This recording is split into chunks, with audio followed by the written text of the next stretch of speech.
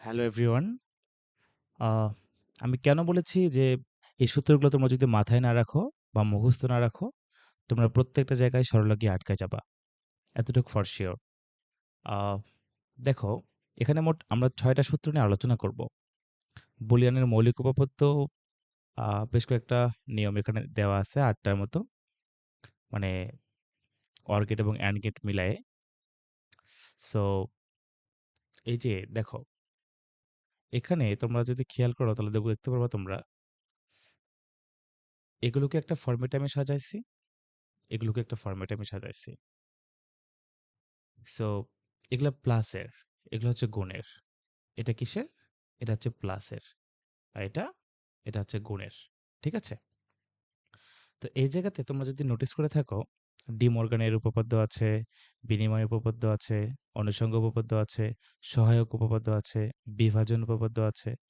তো প্রত্যেকটা আমরা একটা একটা করে মানে এগুলা কিভাবে ইউজ করতে হয় সেটা তোমাকে আমি শিখাই দেব এখন। ফার্স্ট অফ অল, এখানে যে বুলিয়ানের মৌলিক উপপাদ্য দেখতে পাচ্ছ, প্রথম যে উপপাদ্যটা, এখানে a প্লাস 0 সমান সমান সবসময় a। অপরদিকে a গুণিত 0 সমান সবসময় 0। মাথায় রাখো, এখানে কিন্তু a আসছে, এখানে কিন্তু 0 হচ্ছে। এদিকে আবার তুমি খেয়াল করে দেখো, a প্লাস 1 সমান সমান 1। একদম মাথার মধ্যে গেঁথে রাখবা। যেখানে তুমি এখানে এর জায়গায় যে কোনো ভ্যালু, ধরো B C D E F G, যে কোনো ভ্যালু আসছে, তুমি তার সাথে যদি ১ যোগ হয়, তুমি এখানে প্লাস করলে অবশ্যই তার মান ১ হয়ে যাবে। মানে সে মানটা আর থাকবে না, সে ১ এ কনভার্ট হয়ে যাবে। ঠিক আছে? আর গুণের সময় ওই ১ টা হাওয়া হয়ে যাবে, যে সংখ্যাটা দ্বারা গুণ করা হচ্ছে, সেই সংখ্যাটা থেকে যাবে। ক্লিয়ার? তো দেখো, a প্লাস a সমান সমান a। ধরো এখানে ধরো তুমি লিখছ আ সি প্লাস সি। তো তুমি এখানে কি লিখবা? এখানে সি লিখবা। তুমি ধরো এখানে তুমি লিখছো, দেখো এখানে কি লেখা আছে? এই যে এটা তো গুণের, তাই না? তো এখানে তুমি গুণের ক্ষেত্রেও সি গুণিত সি সমান সমান তুমি সি লিখে ফেলবা। এই জায়গাতে এটা হচ্ছে বার। এটা বারটা কেমন? এটা নট। এটা এটা হচ্ছে নট।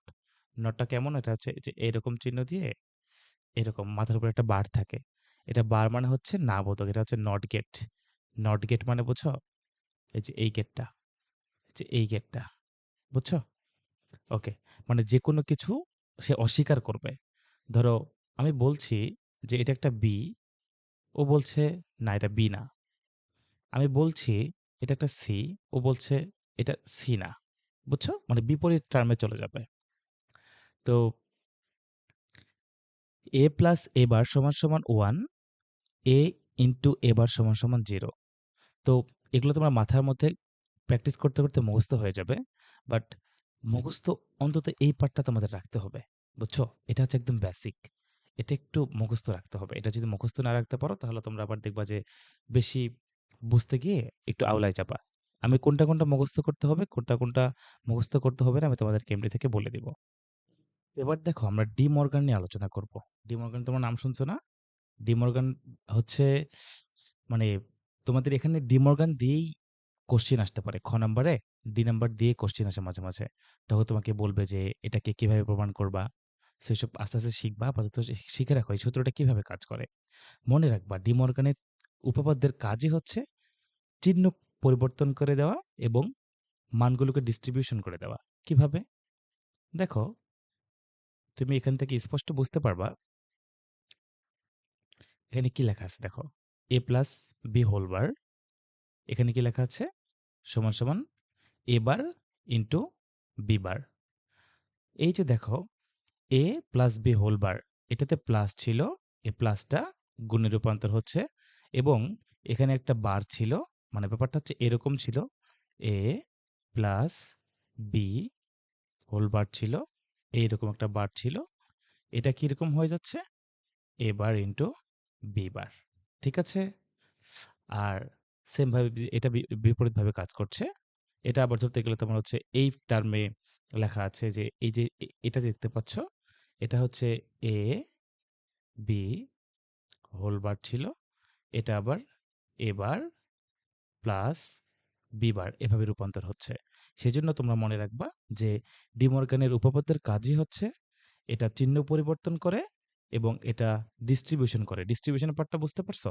এই যে এটাকে এক জায়গায় এ এখানে দিচ্ছে, এ বিটাকে আবার এখানে দিচ্ছে। মাঝে কিন্তু একটা প্লাস চলে আসছে। এখানে কিন্তু আবার গুণ চলে আসছে। বুঝছো? এজন্য আমি এটাকে ডিস্ট্রিবিউশন নাম দিয়েছি। তোমরা এভাবে মাথায় রাখবা। এবার দেখো বিনিময় উপপাদ্য। বিনিময় উপপাদ্যটা কি? এটা হচ্ছে এর সম্পর্কটা হচ্ছে গিভ অ্যান্ড টেক এর সম্পর্ক। মানে ও মাঝামাঝি গিয়ে পরিবর্তন করতে পারে। কি পরিবর্তন করতে পারে স্যার? দেখেন, এই বিনিময় উপপাদ্যটা কি পরিবর্তন করছে দেখেন। a প্লাস b ছিল, এখানে b প্লাস a হয়ে গেছে। বুঝছো? মানে রিভার্স। এটা এদিকে যাচ্ছে, এটা এখানে আসতেছে। মানে ধরো তোমাকে যদি বলা হয় যে এটা এপ্লাই কিরকম ভাবে করবা? তো তুমি ধরো লিখছো c প্লাস d, তুমি এটাকে কি লিখতে পারবা? d plus c। লেখা আছে ধরো তোমার হচ্ছে 10 প্লাস 15, তুমি লিখছো এখানে গিয়ে 15 প্লাস 10। এভাবে কিছুই আসবে না, জাস্ট বোঝার জন্য বললাম। ঠিক আছে? এই পার্টটা কি স্যার? এটা গুণের পার্ট। এটা ধরেন আপনার বি ইন্টু এ লেখা আছে, আপনি এ ইন্টু বি লিখবেন। তো স্যার এভাবে লিখে তো কথাবার্তা একই আসছে, তাই না? মাঝে কমন নিতে হয়। মাঝে ম্যাথের মাঝে গিয়ে দেখবেন যে একটাকে একপাশে রাখতে হয়। তখন দেখবেন যে মাঝে পরিবর্তনের সময় এই বিনিময় উপপাদ্যটা আপনাদের খুবই উপকার করবে, হেল্প করবে। আমরা কথাবার্তায় প্রায় একটা মানুষ বলি, ধরো প্রায়োরিটি ম্যাটার্স। সো এই অনুষঙ্গ উপপাদ্যটার কাজ হচ্ছে প্রায়োরিটি দেওয়া। কিভাবে প্রায়োরিটি দিচ্ছে? দেখো এ প্লাস বি প্লাস সি সমান সমান এ প্লাস বি প্লাস সি। দেখো মাঝে একটা ব্র্যাকেট আসছে না? মাঝে একটা ব্র্যাকেট আসছে না? এখানে এ কে কিন্তু আমি ব্র্যাকেটের বাইরে রেখেছি। আর এখানে সি কে ব্র্যাকেটের বাইরে রেখেছি। এই যেখানে ব্র্যাকেট দিয়েছি, ব্র্যাকেট দিলে আমরা সাধারণত কি প্রকাশ করি? ব্র্যাকেট দিলে আমরা নরমালি ভাবি যে এটা গুণের কাজ করছে। বাট আসলে কি এটা গুণের কাজ করছে? এটা কিন্তু গুণের কাজ করছে না। এই অনুষঙ্গ উপপাদ্য তোমাকে বোঝাবে যে তুমি কোনটাকে বেশি প্রাধান্য দিচ্ছ। ধরো তোমার এখানে ১০ লাইন ২০ লাইনের একটা বড় ম্যাথ হয়ে যাচ্ছে। তো তুমি ম্যাথ আউলাই যাচ্ছ। তখন তুমি এভাবে অনুষঙ্গ উপপাদ্যে জাস্ট ব্র্যাকেটের কাজটা করে তুমি বুঝাতে পারবা যে তুমি এটাকে প্রায়োরিটি দিচ্ছ। ধরো a plus B plus C. তুমি এখন বি আর সি নিয়ে কাজ করবা। তুমি এটাকে পাশে রাখছো জাস্ট ইকুয়েশনের জন্য। বাট তুমি এখন প্রাধান্য দিবা বি কে, পরের লাইনে তুমি প্রাধান্য দিবা কাকে? বি কে আর সি কে। সেম ভাবে এটা গুণের ক্ষেত্রেও প্রযোজ্য। দেখো তো বুঝতে পারছো কিনা? এই যে দেখেছো? এখানে এটা বাহিরে আছে, সিটা বাহিরে আছে। মান কিন্তু সবগুলোই সেম। আমি যদি ১ গুণ ২ গুণ ৩ দেই, ৩ গুণ ২ গুণ ১ দেই, উত্তর কিন্তু সেম আসবে। বাট আমি কাকে প্রাধান্য দিচ্ছি, এটাই কিন্তু এখানের ম্যাটার্স। অনেকে এটা বুঝতে পারে না। ভাবে এখানে গুণের কোনো ফ্যাক্টর আছে, গুণের কোনো ফ্যাক্টরই নাই। এখানে ব্র্যাকেট মানে বোঝানো হয় যে কাকে আমি প্রাধান্য দিচ্ছি। বাংলা কথাগুলো বুঝে নাও, দেখবা তোমাদের অনেকটা সহজ লাগবে। তো পরবর্তীটা হচ্ছে সহায়ক উপপাদ্য, তাই না? সহায়ক উপপাদ্যের কাজটা কিরকম তোমাদেরকে আমি একটু বুঝাই দিচ্ছি। এখানে যে উপপাদ্যটা দেখানো হয়েছে, তোমরা যদি পারো এটা মুখস্থ করবা। বাট এটা একটু যারা কম বোঝে তাদের জন্য এটা আমি দিব না। এটাকে আমি ক্রস দিচ্ছি। এটা তার জন্য দরকার নাই। আসো, এটা তাহলে কিভাবে আমরা এপ্লাই করতে পারি? সহায়ক উপপাদ্য, তাই না? ধরো এখানে লেখা আছে এ ডাবল বার সমান সমান এ।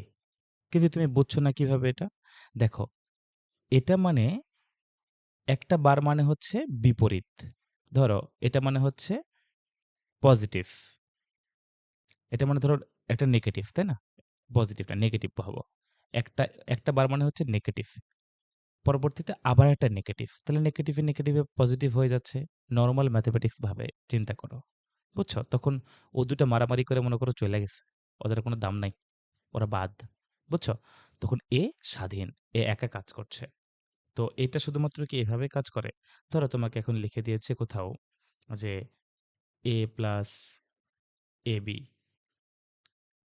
সমান সমান a। তুমি এটা কিভাবে বুঝবা? ধরো এখানে তুমি ইজিলি বুঝতে পারো যে a প্লাস 1 প্লাস b সমান সমান a। তারপর তুমি কি লিখবা? a ইন্টু 1 সমান সমান এ, আবার তুমি লিখছো এ। বুঝতে পারছো এটা কিভাবে হচ্ছে? এখন তোমার মাথায় আসতে পারে যে ভাইয়া এখানে এই যে 1 টা আপনি পাইলেন কোথা থেকে? এটা দেখো, এই যে ১ম এ যে তোমাদেরকে সূত্রগুলো আমি বুঝিয়ে দিয়েছি না, যে এই সূত্রগুলো থেকে কনভার্ট করে নিবা। এই সূত্রগুলো থেকে কি আমি কিভাবে হেল্প পাচ্ছি? এই যে 1 প্লাস বি, এই যে দেখো 1 প্লাস বি, এই যে 1 প্লাস এ আছে, সমান সমান মান 1 আসছে। একের সাথে যা প্লাস হয় সেখানে মানটা প্লাস হয়ে যায়। এই যে এখানে জাস্ট একের ভ্যালুটা থাকছে, বি এর ভ্যালুটা কোনো দাম থাকছে না। দ্যাটস ওয়াই এভাবে 1। তারপর দেখো a ইনটু 1 আসছে। a ইনটু 1 মানে কি? a ইনটু 1 মানে কি? এই যে দেখো, এখানে তুমি ইজিলি বুঝতে পারছো a ইনটু 1 মানে হচ্ছে a। তাহলে ওই জায়গাতে a ইনটু 1 এর মানটা এভাবে কনভার্ট হয়ে a চলে আসতেছে। বুঝছো? দ্যাটস ওয়াই এভাবে a আসে। মানে এই যে সহায়ক উপপাদ্যটা, এটার বাংলা অর্থটা হচ্ছে এরকম, তুমি উপরে যে সূত্রগুলো দেখতে পাচ্ছ, এই সূত্রগুলো তুমি এপ্লাই যখন করবা, তখন তোমার সবসময় সহায়ক উপপাদ্য লাগবে। মানে ব্যাপারটা আমি উল্টা বলে ফেলেছি। এই যে এই সূত্রগুলো মানে উপরে আছে, এগুলোর নাম কি? এগুলোর নাম হচ্ছে বুলিয়ান উপপাদ্য। এই উপপাদ্যটা যখন তুমি ম্যাথে ইউজ করবা, ওই ফরম্যাটটাকে আমি বলছি সহায়ক উপপাদ্য। আর এখানে একটা ফরম্যাট দেওয়া আছে, যারা একটু হায়ার লেভেল স্টুডেন্ট, তোমরা এখান থেকে বুঝে নিও। আশা করি সমস্যা হবে না। সেমভাবে কনভার্ট করতে পারবা। আসো এবার আমরা বিভাজন উপপাদ্যটা একটু বুঝি। বিভাজন উপপাদ্যটা কেমন একবার চিন্তা করে দেখো। বিভাজন উপপাদ্যটার সময় এখানে ২ টা ফ্যাক্টর কাজ করছে। একটা হচ্ছে ভেঙে, ভেঙে লাইন ছোট করবে। বাট এটা তোমাকে বুঝতে হলে ফার্স্ট অফ অল একটু ক্লিয়ার হতে হবে। দেখো, এখানে কি দেওয়া আছে? a plus B, a plus C সমান সমান a প্লাস বিসি। এই মানটা কোথা থেকে পেয়েছি? এই মানটা কিন্তু ডিরেক্ট আসে না, এটা ম্যাথ করে, করে এসেছে। মানে ধরো a plus B, a plus C, তারপর তুমি কি করবা? গুণ করবা না? এটা গুণ করবা না? তারপর তুমি এটা গুণ করবা না? তারপর তোমার একটা বড় লাইন আসবে না? বড় লাইনটা আসার পর তুমি এটাকে কমন-টমন নিবা। কমন-টমন নেওয়ার পর তুমি পরবর্তীতে একটা ছোট লাইন বানাবা। এই লাইনটাকে পরবর্তীতে তুমি আরেকটু ছোট করার চেষ্টা করবা। সবকিছু কমন দিয়ে কাটাকাটি চলে যায় না? এই কাটাকাটি অংশটাই বিভাজনের ক্ষেত্রে প্রযোজ্য। ক্লিয়ার? মাথায় রাখবা, যদি এই ৬ টা উপপাদ্য যদি মাথার মধ্যে তোমার না থাকে, তাহলে তুমি সরল যদি ধরো, তুমি ধরা খাবা। আর তুমি যদি সরল যদি করতে চাও, তোমাকে ৬ টা সম্পূর্ণ মাথার মধ্যে আয়ত্তে রাখতে হবে। কিভাবে আয়ত্তে রাখবা? প্র্যাকটিস করবা। দেখে খুবই সহজ লাগে। ও আচ্ছা, এত সহজ, এত সহজ। এগুলো তো এমনি থেকে মাথার মধ্যে থাকবে। আমি চ্যালেঞ্জ দিয়ে বলছি, যারা একটু দুর্বল স্টুডেন্ট তোমরা, বা একটু কম বোঝো, বা ক্লাসে একটু কম যাও, তোমরা কিন্তু ধরা খেয়ে যাবা যদি তোমরা এটা প্র্যাকটিসের মধ্যে না রাখো। সো ৬ টা উপপাদ্য পড়ো, তোমাকে সরলে কেউ আটকাইতে পারবে না। আর ৬ টা উপপাদ্য তুমি পড়বা না, তুমি একটা উপপাদ্য মিস করে যাবা, তুমি সরলে কোনো না কোনো জায়গায় আটকাবাই আটকাবা। চ্যালেঞ্জ।